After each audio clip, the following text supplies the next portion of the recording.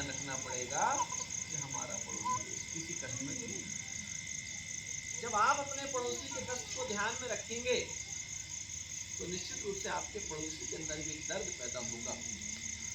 अभी आप लोग यहाँ अनुभवी जन बैठे हैं, हमारे बाबूजी लोग बैठे हैं, माताएं बैठी हैं।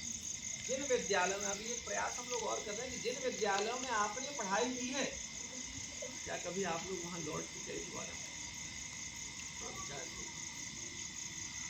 कभी निकल के नहीं गए। आप पर इसका भी कर्ज है। बच्चे तो हमारे ध्यान सुन रहे हैं, बच्चे पढ़ के कलेक्टर भी बन जाना तो पहली पेमेंट जो मिले ना तो अपने गांव के उस स्कूल में लगाना जिस स्कूल से आपने पढ़ाई की है, तब आप अच्छे बच्चे कहलाओगे। ठीक है ना भैया? क्योंकि सबसे प्राथमिक शिक्षा बोलते हैं ना कि पहली गुरु हमारी माँ होती है। तो जब प्राथमिक गुरु हमारे माता पिता हैं तो जिस विद्यालय में हमने अध्ययन किया उसके प्रति हमारी कोई जिम्मेदारी नहीं है, उसके प्रति भी हमारी जिम्मेदारी है। और उससे क्या होगा, जब गांव के बच्चे, आप लोग अलग अलग पदों पर काम कर रहे होंगे, कोई खेती भी कर रहा होगा, क्यों ना हम अपने गांव के लिए जो भी धन आप हमको देने वाले हो, आप हमको देने वाले महाराज जी लोग आए हैं, हम इनको कुछ धन देना चाहते हैं, उस धन को क्यों ना आप अपने गांव में लगा दो। आप अपने गांव को समृद्ध करो ना, आप अपने गांव को समृद्ध करिए। हाँ, गृहस्थ व्यक्ति का एक नियम होता है कि उसके घर से कोई भूखा नहीं जाना चाहिए, तो भूखा नहीं जाएगा उसके लिए आप 2 रोटी, नमक रोटी या 4 रोटी जो भी खिलाओ, कोई दिक्कत नहीं। जरूरी नहीं कि आप उसको खीर पूरी खिलाओ। हम लोग आए हैं, अब हम आपसे बोलेंगे हलवा पूरी खिलाओ, मत खिलाओ। बोले बाबा जी, गुरु जी हमारे पास तो रोटी नमक है, आपको खाना है तो ठीक। आप अपने ईमानदारी, पहला क्या, ईमानदारी से कमाना। ईमानदारी से कमाएंगे, अच्छे काम में खर्च करेंगे। गलत तरीके से कमाएंगे तो जब गलत तरीके से हम कमाते हैं धन तो गलत तरीके से खर्च होता है। किसी विद्वान ने कहा है कि जब आप किसी को उल्लू बनाकर कमाओगे तो आपका धन उल्लू बनाकर खींच लिया जाएगा। और सही बात, नियम है। तो ईमानदारी से कमाएं। आप ज्यादा कमा रहे हैं, कम कमा रहे हैं, ईमानदारी को कहते हैं ना भगवान जी की पूजता है। अपने गांव में कहावत है कि भाई ईमानदारी से कमाएंगे तो वो धन रहेगा तो कम लेकिन चलेगा ज्यादा। ये पॉजिटिविटी की एनर्जी होती है।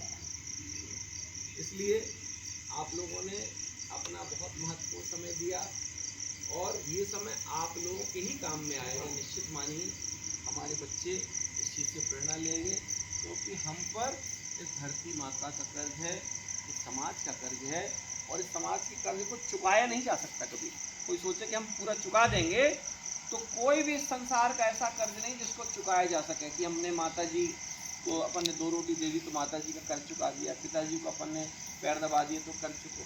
किसी का कोई कर्ज नहीं चुकाया जा सकता। अगर कुछ किया जा सकता है तो वो ये है कि हम अपने हिस्से का पूरा जितना कर सके उसको समर्पित करें, तो वो कुछ कम हो जाएगा, कर्ज पूरा खत्म नहीं होगा। और आप लोग हृदय से इस बात को सुन रहे हैं, समझ रहे हैं, तो हमको अच्छा लग रहा है कि आप इस पर सारे लोग आचरण करेंगे। कभी कभी तो ये रहता है कि भैया कोई 2% लोग मान लेंगे। हमको ऐसा लग रहा है कि आप सारे लोग इस बात को हृदय से स्वीकार कर रहे हैं और कहीं ना कहीं जहाँ जहाँ भी आप लोग रहेंगे, है ना, सब लोग गांव के ही हैं कि कोई बाहर से भी हैं, सब लोग, है ना। और आप लोग जहाँ जाएं, आपको लगता है कि महाराज जी कहीं और भी ऐसी जगह जहाँ संस्कार केंद्र की आवश्यकता है, हमारे बच्चे भी, माताएं भी, जैसे माताएं इनके मायके में भी संस्कार केंद्र की जरूरत होगी, ठीक है भाई। आपने अपना गांव सुधार लिया, आपको ससुराल भी तो सुधारनी है अपनी। तो जहाँ जहाँ भी अपन को जरूरत लगे तो कैलाश जी के पास में, मनोज जी के पास में और अभी शिवम जी हैं उनके पास में, है ना, आप इनसे जब कहेंगे, ठीक है ना, तब हम लोग जो है आप लोगों के पास उपस्थित होने का प्रयास करेंगे। क्योंकि पूरे भारत में भ्रमण करना है, इसलिए हो सकता है जल्दी जल्दी हम लोग ना आ पाएँ। बीच में ये लोग आपके सामने उपस्थित होंगे और आपके बीच में इन बच्चों को हम चाह रहे हैं कि ये बच्चे ही आपके लिए आदर्श बने। क्योंकि आपके बच्चे यदि आपके लिए आदर्श बनेंगे तो आप खुद भी प्रसन्न होंगे कि भाई मेरी बेटी संस्कार केंद्र चला रही है, मेरा बेटा संस्कार केंद्र चला रहा है, तो ज़्यादा अच्छा ना भाई। हम पता नहीं आपको आके कौन सा ज्ञान दे जाएं, लेकिन जब आपके घर का बच्चा रहेगा तो आपको पूरा भरोसा रहेगा। हाँ, उस बीच हम उसके साथ में बैठ सकते हैं, आप भी उसके साथ में बैठिए और आपको लगता है जिन जिन चीज़ों पर भी कि बेटा ये भी चीज़ बताना, ये भी हमारे ज़माने में बड़ी अच्छी चलती थी। आपको मालूम है कि नैतिक शिक्षा पढ़ाई जाती थी, महाराज जी ने बताया ना कि पहले नैतिक शिक्षा पढ़ाई जाती थी, सहायक वचन पढ़ाई जाती थी, पंचतंत्र की कहानियाँ पढ़ाई जाती थी, चाणक्य, चंद्रगुप्त, आप लोग अभी आजकल टीवी में देखते होंगे, मोबाइल में देखते होंगे। अगर मोबाइल देखने की इच्छा हो तो चाणक्य को देखिए, चंद्रगुप्त को देखिए, ठीक है ना, सिंहासन बत्तीसी देखिए, तेनालीरामा देखिए। देखो मोबाइल देखने की इच्छा ना, तो मोबाइल देखने के लिए मना नहीं कर रहे हैं आपको। आज टेक्नोलॉजी से जुड़ना भी आवश्यकता हो गई, ठीक है ना।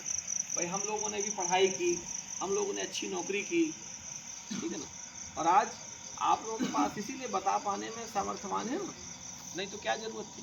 फिर नौकरी छोड़ करके इस काम को लगा कि इस काम की बड़ी आवश्यकता है। महाराज जी का अपना खुद का व्यवसाय था, तो ये लगा कि सब लोग तो अपने अपने कमाने में मस्त हैं और धन से कभी पूर्ति नहीं हुई। ऐसा कौन व्यक्ति है जिसको अगर 100 रुपये भी दिया जाए तो वो कह दे कि मेरे को ज़रूरत नहीं है। 10-20 हज़ार की तो बात ही छोड़ दो, 2-4 लाख की तो बात ही छोड़ दो।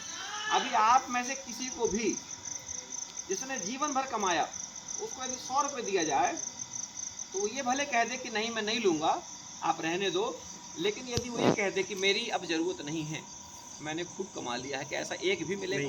नहीं, एक भी नहीं मिलेगा। कहेगा अभी जो है तकिया है ना, आप अपने गांव में नहीं ये पूरी